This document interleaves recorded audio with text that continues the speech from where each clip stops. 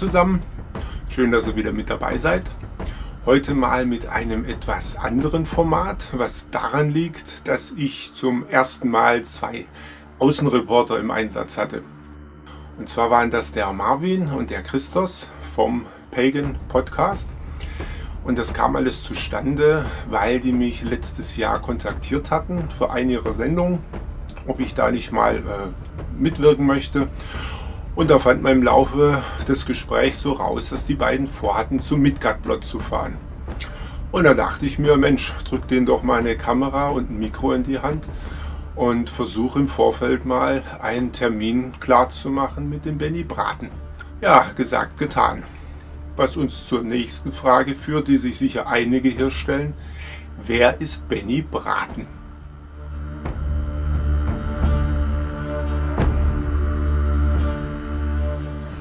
(1972) in Norwegen geboren, begann Benny Braten bereits im Alter von 9 Jahren Musik zu machen. Mitte der 1990er Jahre erwachte sein Interesse, sich mit den Mysterien und alten Weisheiten der Welt zu beschäftigen. 1993 nahm er sein erstes Album auf und begann ein Jahr später auch international mit seiner Musik auf Tour zu gehen, mit der er auf unzähligen Wikingermärkten aufspielte. Anfang 2000 begann er mit der Gruppe Skvalter in der Wikinger-Reenactment-Szene herumzureisen.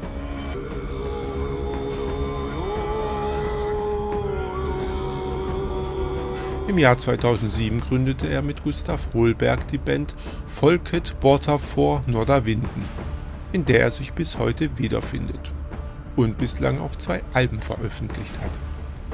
Nachdem er an diversen schamanischen Zeremonien in Europa als auch in Südamerika teilgenommen und dort Musik gemacht hatte, führt er seit 2010 auch Trommelreisen durch, veranstaltet Klangkreise und bietet auch Einzelbehandlungen an.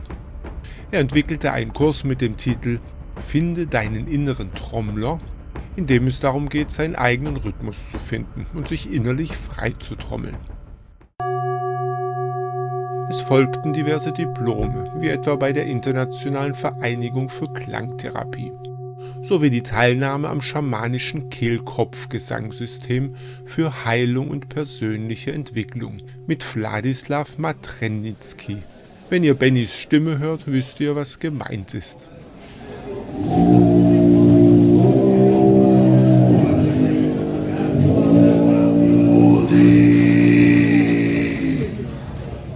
Weiter ist er zertifizierter Lach-Yoga-Leiter der Dr. Katharina School of Laughter Yoga in Indien.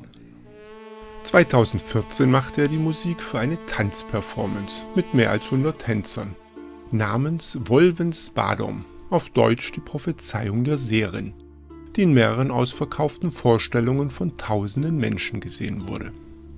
Im Jahre 2015 eröffneten er und Gustav Holberg das erste Mal das Midgard-Blot Festival, dessen Eröffnungszeremonie sie seither alljährlich anleiten. Seit 2019 gestalten sie ebenfalls die Abschlusszeremonie, da alles, was einen Anfang hat, auch ein Ende haben sollte.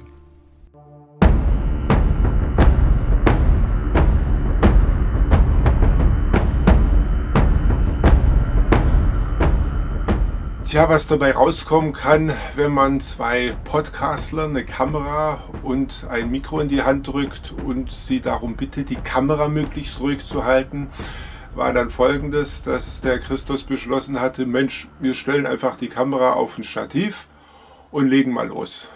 Ja, und dann ist die ganze Kameraführung ein bisschen einseitig geworden.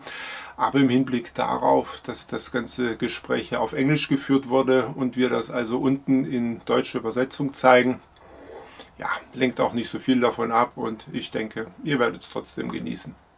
Gute Unterhaltung. So, wunderschönen guten Tag. Wir sind hier heute stellvertretend für den lieben Thomas Vömel von Heiden TV, den ihr immer so gerne schaut und wir übrigens auch, natürlich. Wir sind hier heute mit dem Benny Braten von Folket Bortafor Nordavinden und wir haben die große Möglichkeit, heute auf dem Midgard-Blot uns zwar mit ihm zu unterhalten und mal auszutauschen. Und der Thomas hat uns ein paar Fragen mitgegeben und die werden wir heute an ihn stellen. Das heißt, wir wissen noch nicht genau, wo das Interview genau hinführt, aber richtig Bock drauf, haben die Fragen dabei lassen uns einfach die Kamera laufen, hoffen wir sind im Frame, sollte aber passen. Und ja, viel Spaß und danke für die Möglichkeit. So. Entschuldigung, meinem Deutsch sind sehr schlecht, so we have to do this in English. I apologize. So, you hear it, guys? But he still can speak German somehow. So, yeah. So. Or no.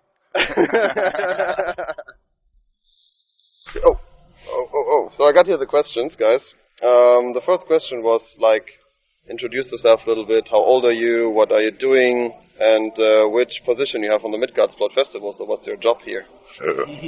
That's an interesting one. I'm Benny. Hopefully I'll turn 50 in a couple of months. I hope that, but there's no guarantee, you know. What should I say? I've been doing music most of my life. I got to know Runa at this Eidsivablot. That was a year before Midgardsblot. We started talking about this baby she wanted to give birth to. So I guess I've been involved since then. And my role at the Blot, I don't know. Runa keeps telling me that my role at the Blot is very big. Sometimes I'm thinking, well, I'm just here with everybody else. But I'm fortunate, you know. I would say I've been given a festival as a gift. Yeah. It's emotional, really. We can come here and we can do exactly what we want. And, you know, the people are there with microphones and all this stuff to make it possible to reach people. So it's a grand situation. It's a big compliment, and I hope we deserve it. Very arrogant. Likewise. we got this before. The German word for humility. Yeah. Yes, exactly.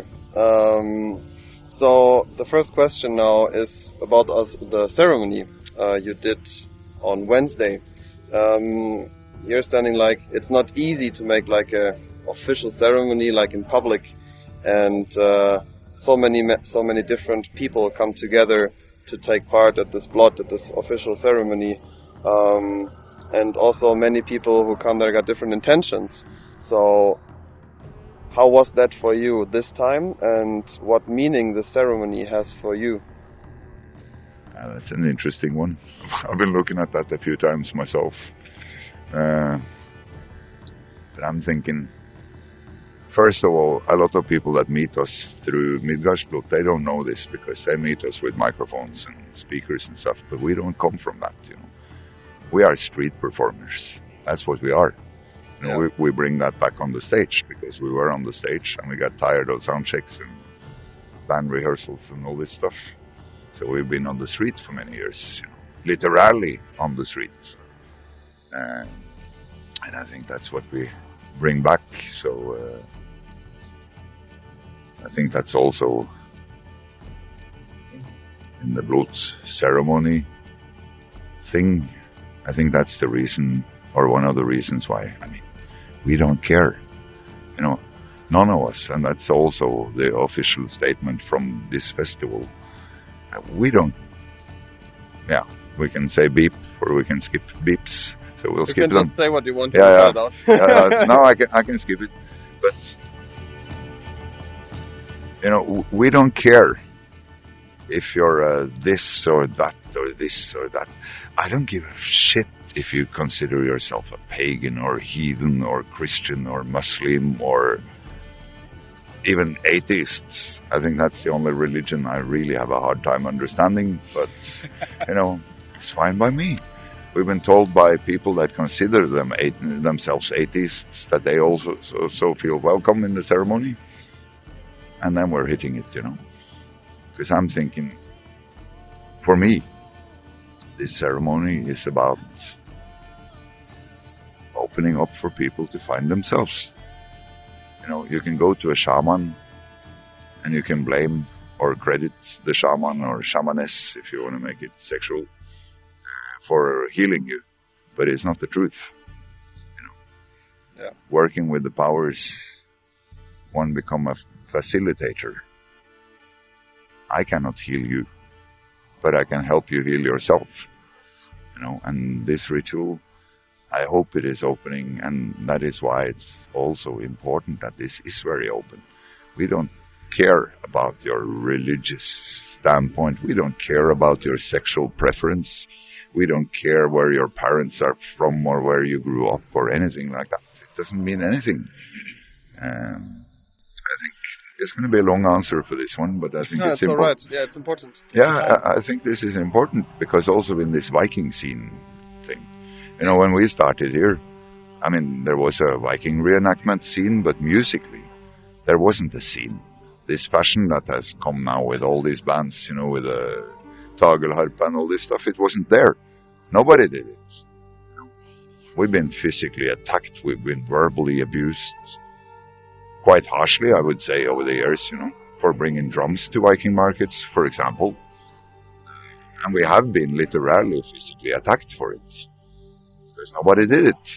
You know, and now it's a big fashion and everybody wants to embrace it and be a part of it and blah, blah, blah. But when we started, there wasn't anything there. You know? I don't know, maybe I lost the thread there. No, but yeah, no, it comes back. Because the thing with this fashion stuff is probably been there always, but sometimes you see this tendency or some kind of, I don't know if it's a proper English word really, but elitism. You know, that it's something like, we are cooler than somebody else because somebody believes that they're a descendant of Odin or whatever the fuck they want to say. I'm thinking it's stupid. If we're talking about the whole Viking scene, well, the Viking age, as they call it, first of all, most people were peasants. You know, they were poor people, they were eating a lot of porridge, you know. Yeah. The blood sacrifice, for example, I know there's a question coming up about that, but to me, here, it's nice to have it, and this year we had horse blood, which from historical sources is, you know, the thing. But what it's important to remember is that back in the day, you know, you sacrificed a horse from your livestock. You know, it was a big sacrifice.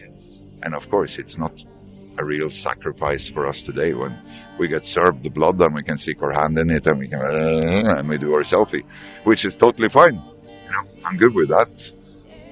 But it's important to remember that the sacrifice thing, you know, you need to give something which is important for yourself.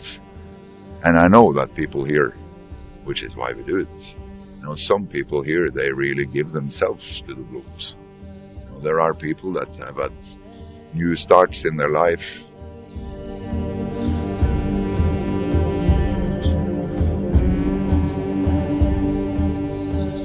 Yeah, this is strong. Yeah, it is. I can feel it. But one year I noticed during the Blot, I saw one of those in Norway when you go to the wine monopoly to buy strong liquor. Sometimes you get the bottles in like a cardboard tube. And I noticed during one Blot some years ago, I saw one of those circular, like half a bottle of whiskey things being put in the fire, and I noticed it, you know. Okay, what's that? And then later, give me a second, please.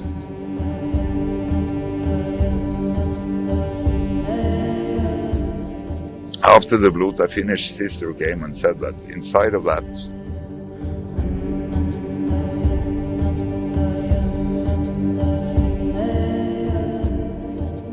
cut it if you want, but it's true at least. Everything is okay, thank you. But in this tube was the last part of the ash of her boyfriend.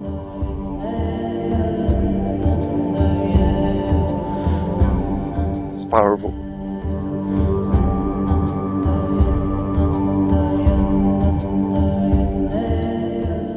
But what can you say, you know? They were here together the year before, and he died. And she wanted to bring him home. And then I'm thinking, well, fuck image. Fuck being cool and strong and all that stuff, you know. Yeah. That is really a compliment. That is real. And I've been thinking many times, because I don't even consider myself a pagan or heathen or anything. I'm not restricted by any, you know, directions like that. So I've been going through many times, you know, can I do this? Can I do this, and can I do it for real? Can I be true? You know, because I don't want to play a game. I feel that would be cheating people. And from the way I understand the world and the universe, the multiverse, yes, I can do it. When in Rome, do as the Romans. Speak the language that people understand. Yeah, maybe I'm talking too much now. No, you don't do. It's really strong, and it's like you said, a big compliment. It's like it makes it real, kinda. Even if it's like really emotional and very hard, but this is stuff which makes it real. It's not a show. It's not here like. Even if you told me the first time about you like Marvin coming here, it's not like. No. It was not like he said, let's go here, it's like fun and we can drink. No, he said, this is home. He said, when you come with me here, brother, I swear this is home. You walk in here and you greet everybody. Yes. It doesn't matter where he's from, what language he speaks, what he believes in. You wish him a welcome home, and he will thank you from the heart. Yeah. And stuff like you share now is exactly that. This is a proof that this is not a game. This is not something. I mean, fun is part, like all other emotions as ecstasy, well, like crying, ecstasy, laughing, being aggressive, going through everything, but with your family at your home. Yeah. With your friends. Yeah. With your tribe. Yeah. Thank you. Wow, well, that was strong. This was just the second. Yeah. Sorry, Thomas, you're gonna have to do some editing on this one. Sorry. Let's see. I don't think he will. I think he's very thankful, like we are right now. That's a good question. He asked us this question also. How you practice your believings and the old gods, to your ancestors, and what is important for you by like doing your real thing for you, just for you. I think it's about feeling. I believe in oneness. Now, this is going to make a lot of these pagan, heathen people shit their pants. I'm not going to fit your image. I'm sorry for that. I will rampage and damage and rape it. Because I believe in great spirits. To use an American expression. I'm quite comfortable with the expression God. But I can also use great spirits. Oneness. I believe in this. I think we all come from the same. I think we are all a part of the same. But that also means that all gods exist, but there is only one God. Because when we call for Odin, for example, on the first folk album there's a song for Odin. And from me, that is a most sincere song of gratitude, because we did a healing ceremony ritual up in Gudvangen some years ago, and it was quite intense. And then suddenly this old guy with a hat came over the mountain.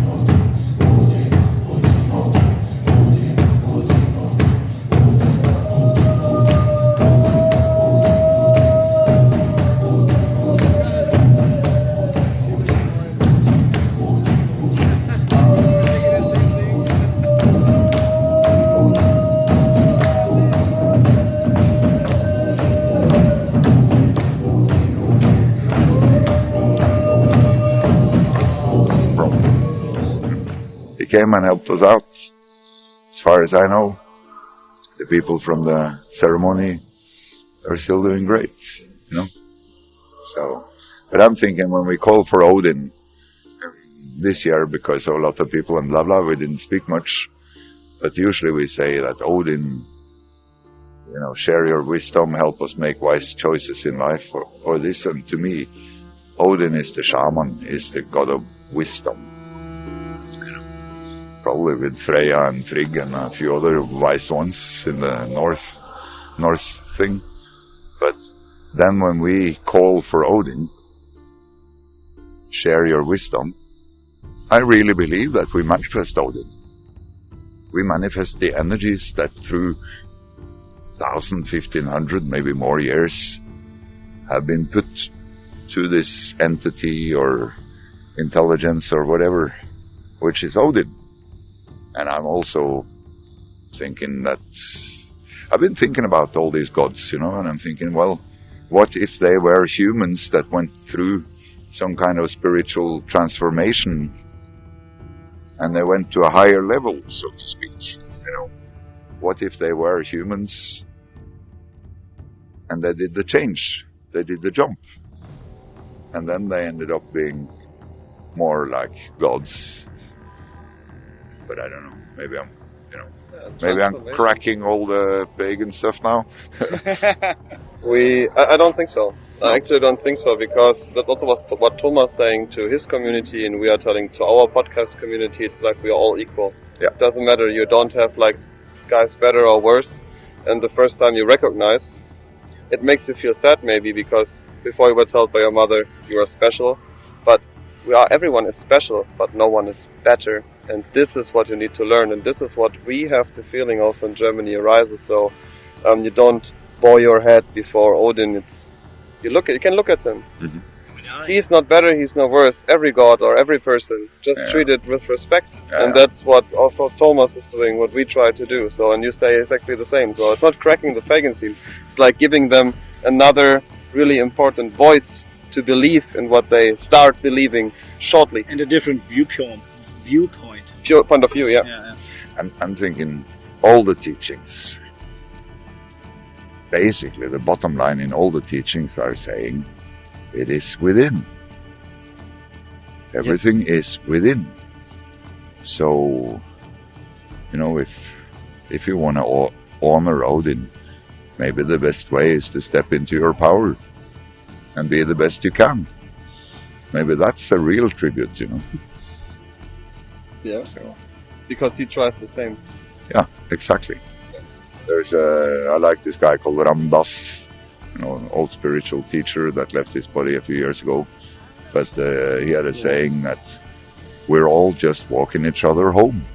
Yes, I think that's a good one. That's a good saying. Now, that's the question you said before. You use for the opening blood like real horse blood this time. Yeah. 2019 was pig's blood, right? Yeah. Oh. Every year till now.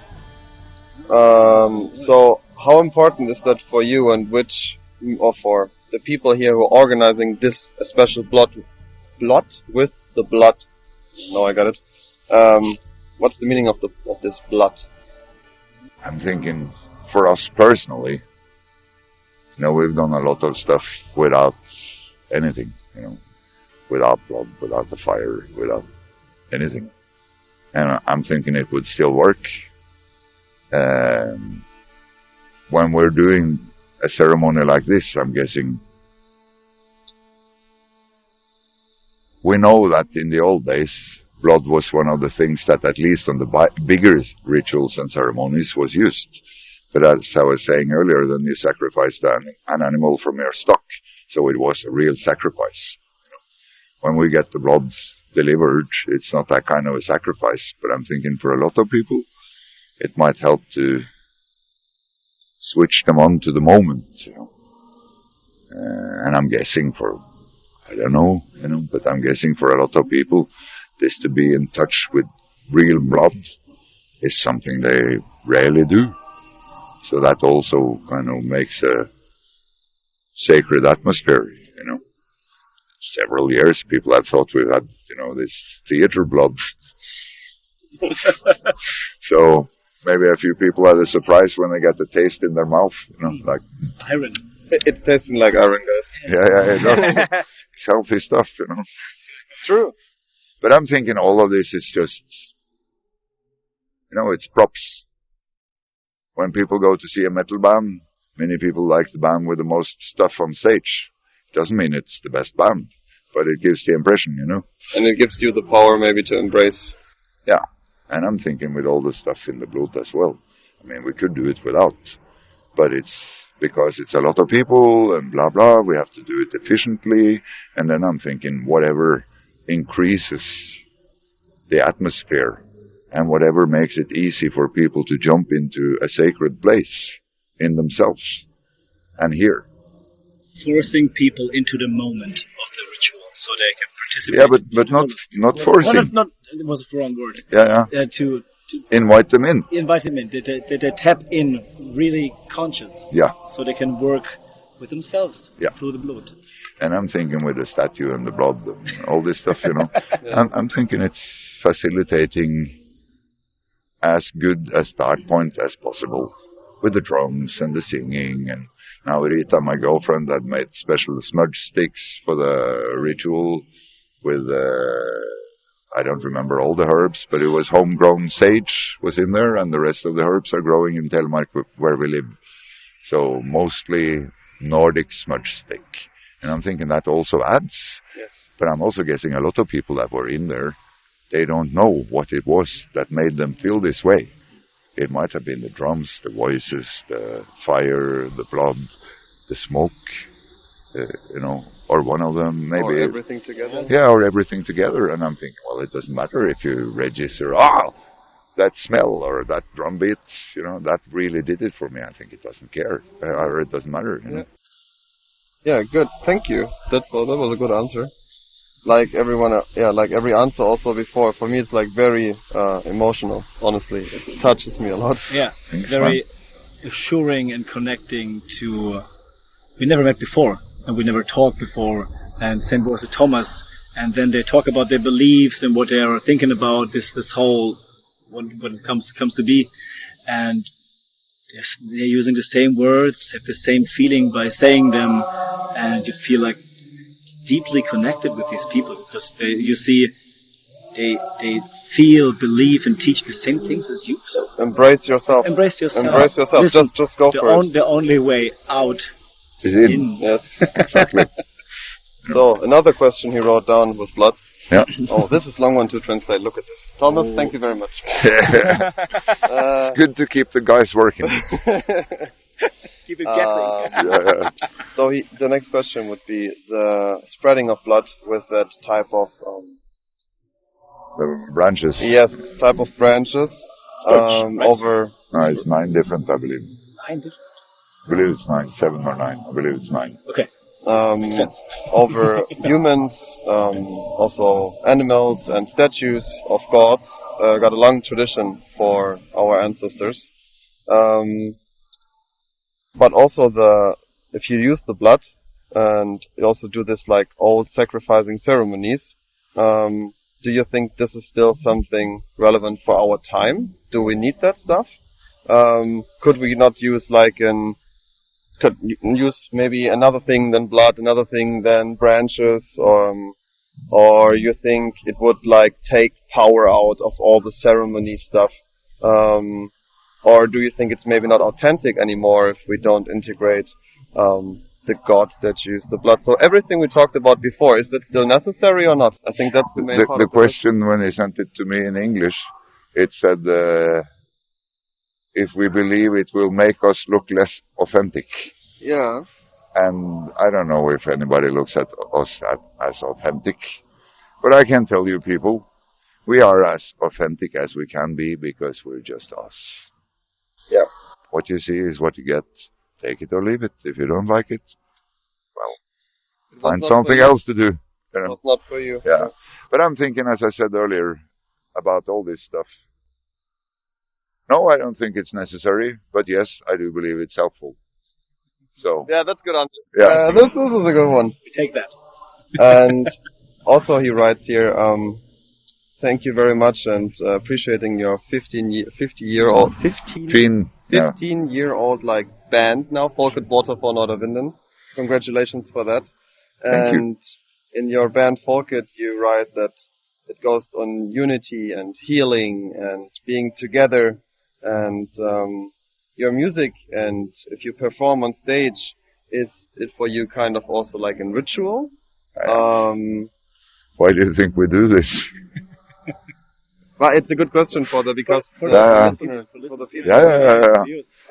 And he writes as well, when you're drumming, Yeah. you seem to be completely in trance. And if you are in that kind of state, you feel more connected to the gods, you feel more connected to yourself, you feel more connected to... Yeah, what do you feel connected mostly to when you're getting like in drum trancing?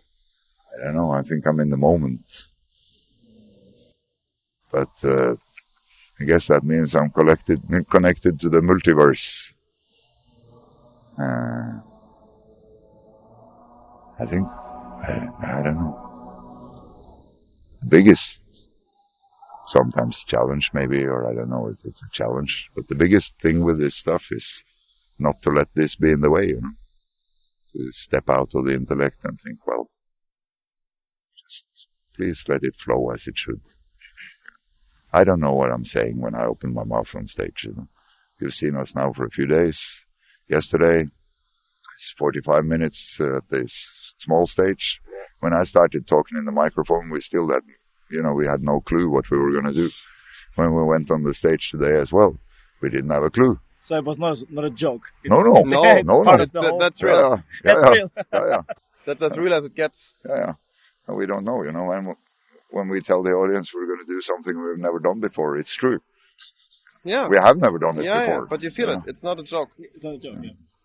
But I'm thinking, okay, maybe it doesn't always sound so good, but at least what you get is true, you know. Yeah. So, And do you feel a deeper connection, like when you're drumming, you driving completely away, or you are... sometimes, quite often actually, but it's also, you know, but that's a fascinating thing about this, the way we work, because when you don't plan too much and it's just like, guide me safely, you know, use me as your instrument and let it come what needs to come, then it's also, it is a lot about being connected to the moment, to the space, you know, wherever you are. When I sit down in the blood ceremony, for example, and I put dirt on my forehead, Yes. this is to physically, you know, manifest the contact with the place. You know, for me to physically underline my connection.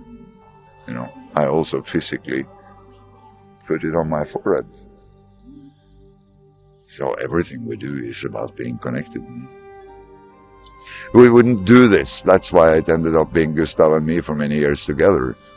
Because we've always done this, because we know it works. Music is the tool. Yeah. It's just what it takes to do it. Thank you. Yeah, that was also very good answer, and very interesting to follow and inspiring. Last question. Mm-hmm. Talked about this with Thomas before. Poor you, Thomas. You're going to have to translate a lot now. No, I need to. You? Yeah, of course. Oh, He's man. smart. He's smart. He's an assistant now. You get the dirty work and he get the fame. We will see. Oh, naughty boy, Thomas. So, like in Germany we call it Heidentum, but I know you know what it means, like heathen, pagan, blah blah blah. It's also got a revival, especially because of Vikings. But in the end, and I think this is a very good question for the end, what would be your wish for this whole thing which coming up with, like what Juna is getting big as crazy, you guys getting more big, like every musician is getting more big, Heilung got more big, like it's exploding, they're buying merch, they're buying clothes, they're doing everything. They tattoo their stuff, so what is your wish, or what? I've known Maria since she was 18 or something, and now she's tattooed on a whole lot of people's bodies. It's quite strange. Yeah. But it's great. I'm very happy for their success, you know. Both Vardruna and Heilung, they've been working very hard. Both of them are originators. So I'm really, really happy for them. It's great. I mean, how many years have I seen them Maria was a lot with us in the Evas, which was what Folke kind of came out of, or Evas first and then Skvalder, and then Folke came out of Skvalder. And Maria was in both Evas and Skvalder often. And Kristoffer was also there. We've done stuff with Kai. We've been around on the same circuit for many, many years, and it's great to see that they hit it. Yes. They managed something that a lot of people want, and I'm just so happy for them. But I'm thinking with this whole movement stuff. Yeah, I'm thinking, I don't know. What would be your wish for them? What do you would like to tell them when they see that right now? Like, what is your inspiring sentence for them in the end? So what should they do? Should they, I don't know. What? I'm thinking it's all within. You can want your fur and bones and all this stuff, and yeah, that's cool, but the answer is within. So we can travel so far out that we come back behind us, but the answer will still be here. This is where everything is. So we are the creators. There is nothing that doesn't come through this. Nothing. So that's where it is.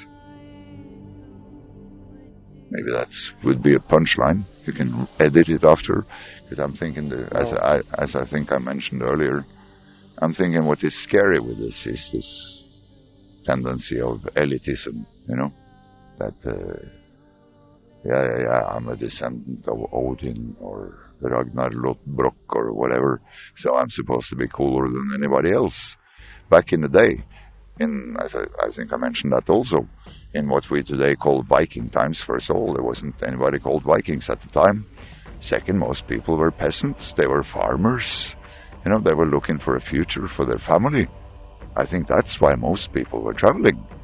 If you were not going to inherit the farm, the population was growing. It was, it was a rough life. So you went out and you looked for a future for your family, which means you wanted to befriend people. You wanted exchange. You wanted to meet somebody that would make you feel welcome and somebody that would allow you to create a home for your family. I think this is what it's about. So using that into some kind of segregation stuff, I think is very, very strange.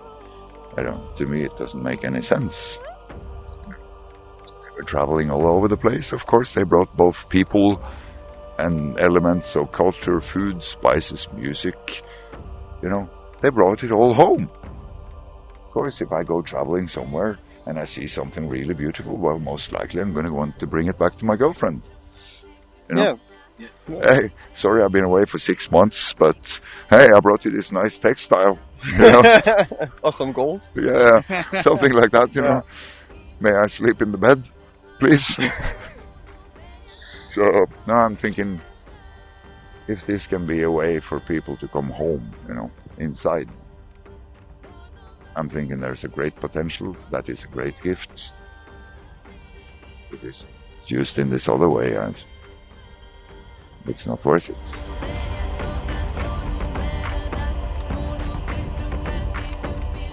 Thank you very much. No, really, thank you. Hello. Pagan Podcasts and Heiden TV. Yes. TV. TV. We were sitting here after this interview, and I thought maybe I should share a couple of other things with you. Try it if you want. If you think it's a load of bullshit, well, I'm good with that. If you want to do this stuff, if you want to connect to what is around us, we are all connected, but we can be conscious about it or not. And mostly, many of us are unconscious about it, We need, like we were talking about, we need the blood and the drums and all this stuff to get into it, but it's there all the time. So one thing you can do if you go, it's easier for me if we are in a nature environment. Luckily, fortunately, I'm living in Norway where there is a lot of that. But it's easier for me with trees and this. You can also do it on buildings and everything. I don't remember where I learned this trick. I think maybe I learned it in Peru, maybe. But anyways, it's simple. So you put your fingers up like this, a little in front of your eyes, and you watch them. But you focus through them. So from my angle now, my focus is kind of a cross between the camera and my fingers. And then in half a circle, you take the fingers out to the side. You keep your gaze where you have it, and then you move out to here. But you keep looking at the same spot. Do you see the difference? Did you get that on the recording? He just said, he do, Yeah. he does. I can't really say. I'm seeing cross-eyed, but I can see blurry. But I can see more than blurry. If that makes any sense. You can say it in German if it's Ja, du easier. kannst Ja. auch auf Deutsch. Was siehst du denn? Was hat sich geändert? Also, es ist wie Schielen quasi, aber du hast noch einen gewissen Fokus dabei und man sieht ein bisschen mehr quasi von den die Bewegungen des Windes sehe ich in meinem ganzen Feld jetzt, nicht nur fokussiert. Is it like that? Yeah. I can see the movement of everything around me, not just in the focus point when you can see everything.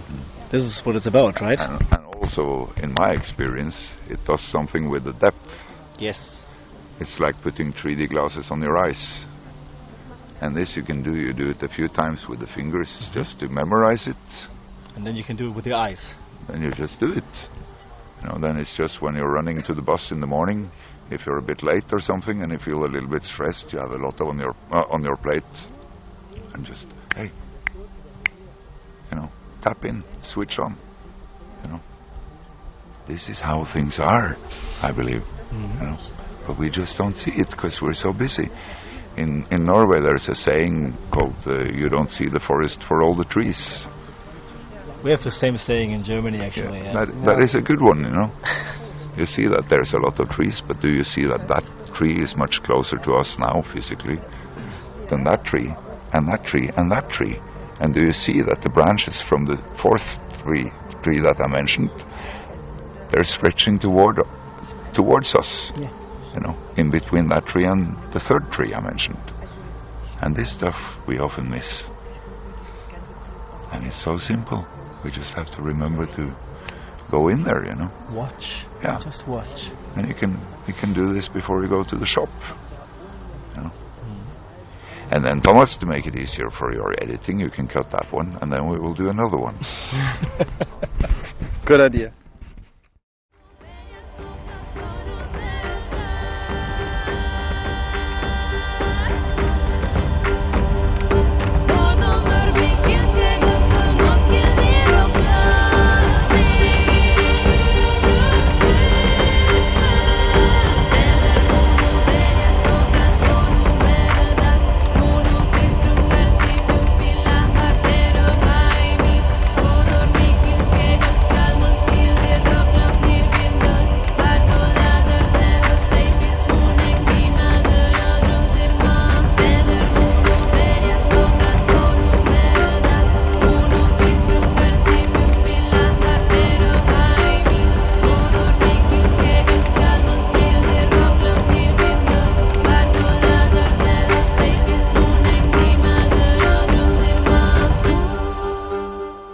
Wir hoffen, es hat euch gefallen und wir würden uns freuen, wenn ihr das Video teilt, anderen weitergebt, weitersagt oder uns abonniert oder uns vielleicht auch mit einer kleinen Spende unterstützt oder sogar dauerhaft bei Patreon.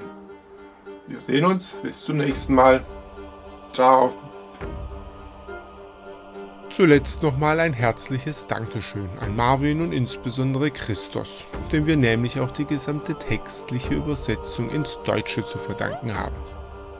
Und natürlich ein dickes Dankeschön an Benny für seine Zeit und seine tiefen, aufrichtigen Antworten auf unsere Fragen.